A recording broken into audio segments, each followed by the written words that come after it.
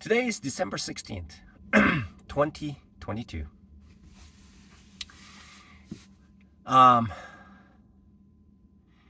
I have not thought too deeply what is involved in uh, a trade. There's a book called One Good Trade by um, Mike Bellafiore of S&P Capital. Professional day traders make one good trades all the time. Statistically, one good trade can become a small loss trade. That's how things work. So what elements? So what is a trade? I've been trading for when I initially started in the dot-com era. I would buy a stock and hope that it goes up. And then if it goes up, I'd hold it longer, not selling. And then after a little bit, I would see it deplete and erase all the gains that I had and essentially take every penny that I have, and the margin would eat up everything, and then essentially the account would be zero, and I would focus on my day job. That's how it used to be when I first started. That's what a trade was. I would hear something and then I would say, okay, that's a good stock to get into. And then that would be it. For the past 2 years, what I attempted to do was make it a little bit more sophisticated by using options. Options are very volatile, and the gains and the losses are significant and big. And accordingly, the departure from my initial day trading start to right now isn't too far off. It is, as they say, the acorn does not fall too far from the tree. So, now what is a trade? Now I'm thinking in terms of a trade, and what is the elements of a trade is creating and defining the environment in which the stock moves, and then making a buy and then selling. That is a trade. A trade for a day trader like myself is to buy and sell within a short period of time. That's what it is. So what I've reflected on in the past is that just one of the pro day traders talked about how novice traders trade by looking at the price and saying, I think that price that has gone down so much that the price can't go any lower, and I think it's going to go up. And that's how trades are made. The professional day traders, they're so I need to visualize what is a proper trade to make. So now professional day traders define the direction based on criterias, and then there's the size part. But right now I'm not there yet, and so what is most important for this stage in my trading career is to figure out what the direction is going to be and how that impacts the direction of the stock. Now I need to focus more on the direction. That is the first stage of day trading. That is essentially the first step.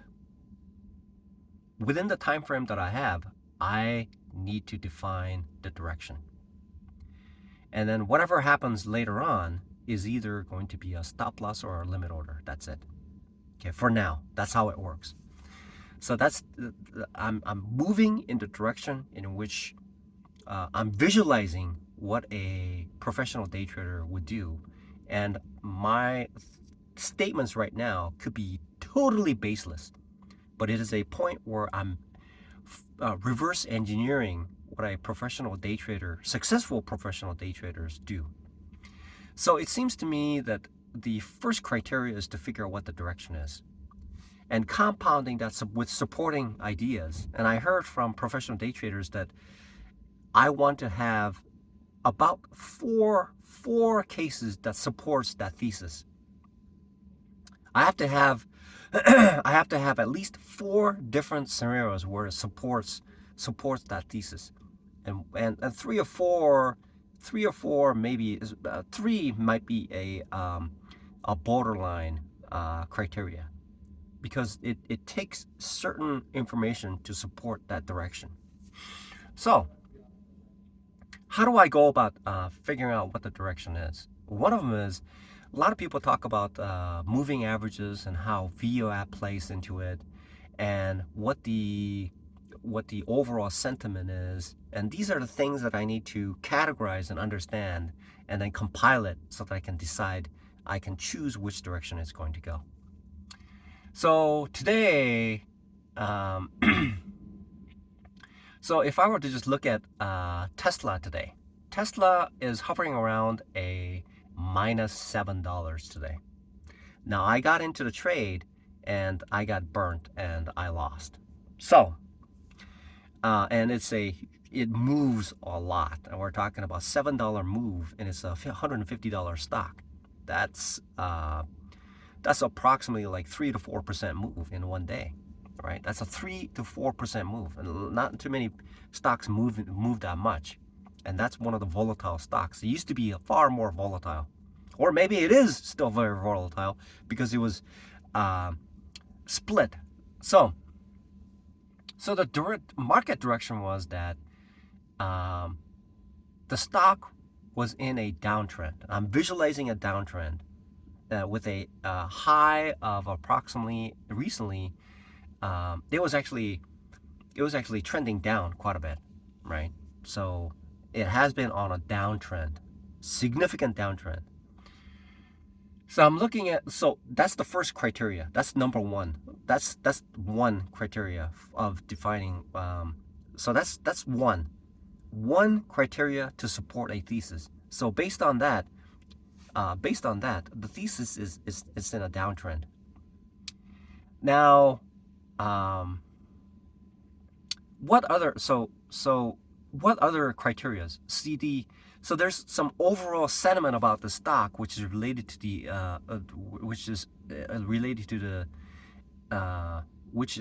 essentially related to the market conditions and global economy. So I suppose what I can categorize is specifically to that stock. So there's several criteria that I need to look at. One of them is the macroeconomics, the microeconomics, and recent news, and some other criteria that I can segregate into to define the overall sentiment of what the stock is going to do. So on a global economic scale, it seems to be in a bearish condition, because if I were to relate what the federal government and the economy is doing, it's not doing so well. And recent news is defining the direction of the stock. That's how it is. That's the driving force. On a micro level, there are a couple of there's probably a lot of information out there, but one of them is the executive, which is the chief of Tesla, is selling stocks to, I suppose, to leverage up the purchase of Twitter. So that's the second part. And there's also some competition within the company, and in China especially, the cars that are made by the local economy is crowding out the companies like Tesla and GM. And so that would be considered a microeconomic news. So now there could be it will be segregated into sections. And one of the things that I need to look at is probably the technical analysis, the other category that I need to look at as well. And what is the technical analysis of the candlesticks chart formation telling me? What is it telling me?